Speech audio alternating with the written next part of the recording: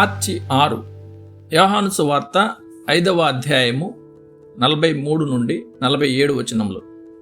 మోషే అనే ఒక వ్యక్తి నిజంగా ఉన్నాడని, అతడు రాశాడని చెప్పబడే పుస్తకాలకు గ్రంథకర్త నిజంగా అతడే అని, ఈ రెండు విషయాలపై మన ప్రభువు సాక్ష్యం విస్పష్టంగా ఉంది.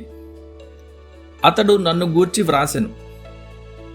మన ప్రభువు కేవలం తన శ్రోతల దురభిమానాలకు, వారి ఆచార వ్యవహారాలకు తలొగ్గి మోషే గ్రంథకర్త అని చెప్పాడు. కానీ వాస్తవానికి అతడు ఏమీ రాయనే లేదని మన ప్రభువుకు తెలుసని మనం ఒక్క క్షణం ఊహించవచ్చా?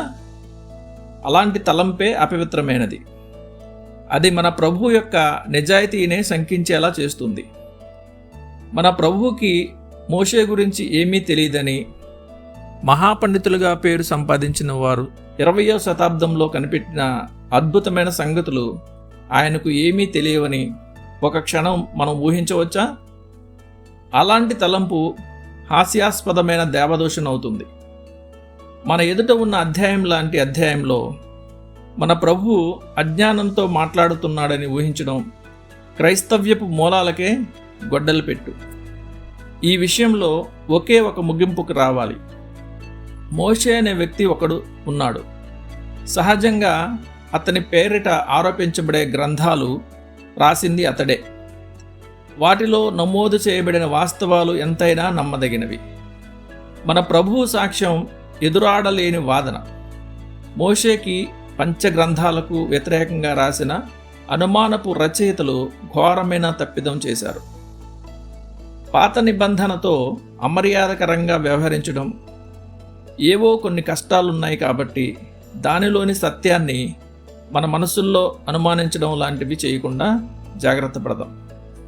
క్రొత్త నిబంధన రచయితలు నిత్యం పాత నిబంధనను ప్రస్తావించడం, దానిలో ప్రస్తావించబడిన అత్యంత అద్భుతమైన సూచక క్రియలు సహా నిస్సందేహంగా సత్యమైనవిగా వాటి గురించి మాట్లాడడం అనే సామాన్యమైన వాస్తవం మన సందేహాల నోరు మూయించాలి.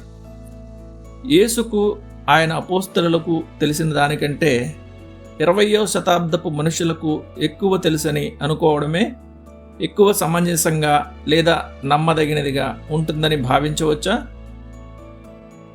పాపము క్షమించుగాక. అలాగైతే కొత్త నిబంధనతో పాటు పాత నిబంధనలోని ప్రతి మాట దేవుని ప్రేరణతోనే ఇవ్వబడ్డాయని ఎలాంటి సందేహానికి తావు లేకుండా స్థిరంగా నమ్ముదాం. ధ్యానం కోసం బైబిల్కు వ్యతిరేకమైన వేదాంతవేత్తలు, వేదశాస్త్రం ఇప్పటికీ విద్యా సంస్థలపైన, సంఘాలపైన పెత్తనం చెలాయిస్తున్నాయి. కానీ వారు తమ అబద్ధాల చేత ఇంతవరకు ఒక్క ఆత్మను కూడా రక్షించలేదు.